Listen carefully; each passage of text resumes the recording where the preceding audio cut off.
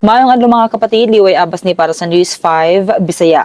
Bilib ang netizens sa viral video sa usa ka gasoline station staff nga si Alkindar Amil nga nailan usab sa ngalan nga Kins tungod sa iyang klaro nga pagpasabot sa isyu sa padayon nga pagsaka sa presyo sa mga produktong petrolyo.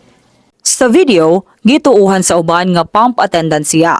Apan supervisor dai siya sa usa ka gasolinahan sa Zamboanga City. Matud ni Amil, dili angay kaminusan ang mga pump attendant tungod kay didto usab siya nagsugod sa iyang trabaho. So, meron ding mga senaryo na magugulat tayo na nag-change price every day. Katulad ng nangyari this week. So, how many times nag-change price? Iyang gibutyag nga usa siya ka consistent top student ug nakahuman isip cum laude sa Mindanao State University Sulu sa kursong Bachelor of Science in Fisheries.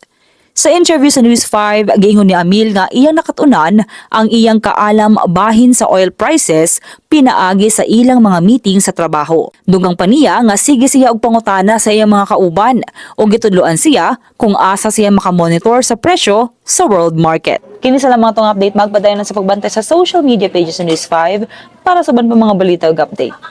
Amping tangtanan.